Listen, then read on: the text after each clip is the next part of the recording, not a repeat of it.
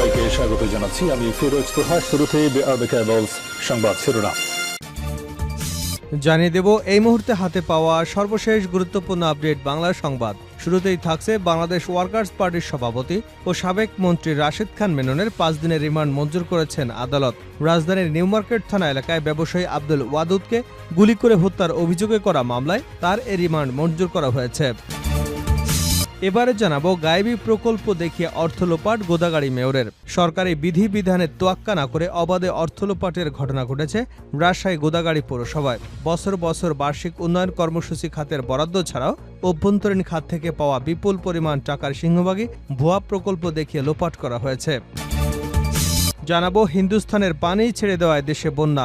BNP চেয়ারপারসনের উপদেষ্টা ও সাবেক বিরোধী দলীয় চিফ হুইপ জয়নুল আবেদিন ফারুক বলেছেন, যদি শেখ মুজিব হত্যার আসামিকে ভারত থেকে এনে মৃত্যুদণ্ড কার্যকর করতে পারে তাহলে এই অন্তর্বর্তী সরকারের কাছে জনগণের প্রত্যাশা। শেখ হাসিনার বিরুদ্ধে ইতিমধ্যে অনেকগুলো মামলা দায়ের হয়েছে। যেহেতু বাংলাদেশের সাথে ভারতের বন্দি বিনিময় চুক্তি আছে, তাই অবিলম্বে শেখ হাসিনাকে এনে আইনের আওতায় বিচার করতে হবে। এদিকে বাংলাদেশের বন্যা মোকাবেলায় পাশে থাকবে পাকিস্তান।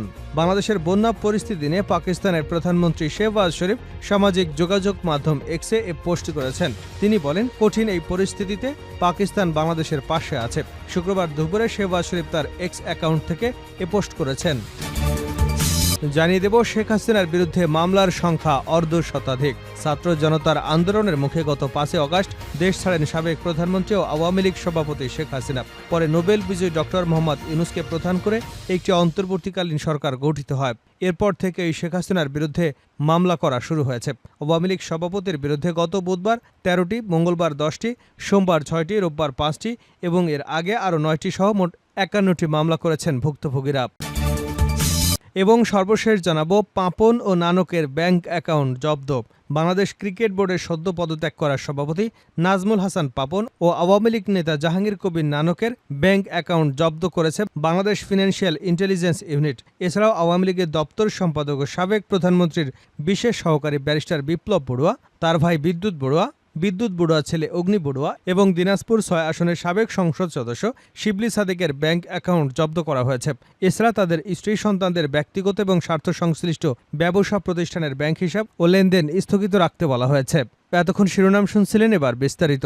প্রিয় দর্শক, আপনি যদি এই চ্যানেলে নতুন হয়ে থাকেন, ভিডিওটি দেখতে দেখতে চ্যানেলটি সাবস্ক্রাইব করে আমাদের সঙ্গে থাকুন।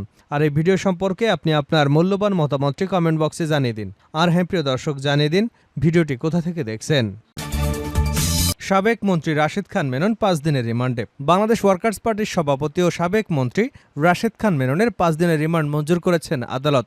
রাজধানী নিউ মার্কেট থানা এলাকায় ব্যবসায়ী আব্দুল ওদুদকে গুলি করে হত্যার অভিযোগে করা মামলায় তার এ রিমান্ড মঞ্জুর করা হয়েছে। শুক্রবার তাকে আদালতে হাজির করে পুলিশ। এরপর মামলার সুষ্ঠু তদন্তের জন্য তাকে 10 দিনের রিমান্ডে নিতে আবেদন করা হয়। শুনানি শেষে ঢাকার মেট্রোপলিটন ম্যাজিস্ট্রেট আলী হায়দার তার 5 দিনের রিমান্ড মঞ্জুর করেছেন। গতকাল বৃহস্পতিবার রাজধানীর গুলশান এলাকা থেকে রাশেদ খান মেননকে গ্রেপ্তার করা হয়েছে। নিউ মার্কেট থানার একটি হত্যা মামলায় তাকে গ্রেপ্তার দেখানো হয়। আওয়ামী লীগ নেতৃত্বাধীন 14 দলীয় জোটের অন্যতম শরিক দল ওয়ার্কার্স পার্টি। আওয়ামী লীগের আমলে তিনি প্রথমে বেসরকারি বিমান পরিবহন ও পর্যটন মন্ত্রী এবং পরে সমাজ কল্যাণ মন্ত্রীর দায়িত্ব পালন করেন। গায়েবী প্রকল্প দেখিয়ে অর্থ লোপাট গোদাগাড়ি মেয়রের। সরকারি বিধিবিধানের তোয়াক্কা না করে অবাধে অর্থ লোপাটের ঘটনা ঘটেছে রাজশাহী গোদাগাড়ি পৌরসভায়। বছরের পর বছর বার্ষিক উন্নয়ন কর্মসূচি খাতের বরাদ্দ ছাড়াও অভ্যন্তরীণ খাত থেকে পাওয়া বিপুল পরিমাণ টাকার সিংহভাগই ভুয়া প্রকল্প দেখিয়ে লোপাট করা হয়েছে। পলাতক মেয়র আইজুদ্দিন বিশ্বাস, সহকারী প্রকৌশলী কাম সচিব সারোয়ার জাহান এবং হিসাবরক্ষক হিলাল উদ্দিন মিলে লোপাট করেছেন বলে অভিযোগ পাওয়া গেছে। সহকারী প্রকৌশলী সারোয়ার জাহান রাজশাহী নগরীর কোর্ট এলাকায় বানিয়েছেন আলিশান 4তলা বাড়ি। পলাতক মেয়র কামিয়েছেন কোটি কোটি টাকা। এসব অভিযোগ কাউন্সিলর ও পৌরবাসীর। এদিকে গত 19 আগস্ট পৌর প্রশাসকের দায়িত্ব গ্রহণ করবার পর জেলা প্রশাসনের স্থানীয় সরকার বিভাগের উপপরিচালক পৌরসভার ব্যাংক হিসেবে মাত্র 16,000 টাকা পেয়েছেন। নতুন প্রশাসক চলতি পরিষদের আমলে গৃহীত এবং বাস্তবায়িত উন্নয়ন প্রকল্প ছাড়াও অর্থ বরাদ্দ এবং আহরণ সংক্রান্ত নথিপত্র তলব করেছেন। প্রশাসক জানিয়েছেন তিনি মাত্র একদিনে অফিস করতে পেরেছেন। আগামীতে প্রকল্প গ্রহণ, বাস্তবায়ন এবং অর্থ ব্যয়ের বিষয়গুলি খতিয়ে দেখা হবে। গোদাগাড়ী পৌরসভার বাসিন্দারা বলেছেন, পৌরসভা সুযোগ সুবিধা সম্প্রসারণের বদলে পলাতক মেয়র আইজুদ্দিন বিশ্বাস, সহকারী প্রকৌশলী কাম সচিব সারোয়ার জাহান এবং হিসাব রক্ষক হেলাল উদ্দিন মিলে লোপাট করেছেন সিংহভাগ অর্থ।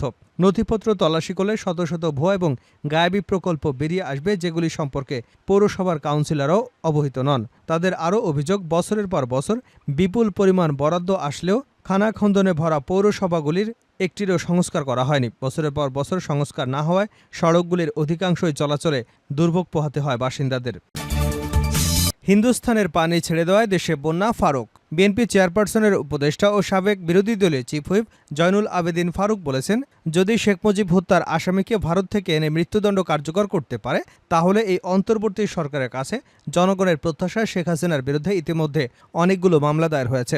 যেহেতু বাংলাদেশের সাথে ভারতের বন্দি বিনিময় চুক্তি আছে, তাই অবিলম্বে শেখ হাসিনাকে এনে আইনের আওতায় বিচার করা হোক। শুক্রবার দুপুরে জাতীয়তাবাদী মোটর চালক দলের 14তম প্রতিষ্ঠা বার্ষিকী উপলক্ষে শহীদ প্রেসিডেন্ট জিয়াউর রহমানের মাজার জিয়ারত ও শ্রদ্ধা নিবেদন শেষে তিনি এসব কথা বলেন।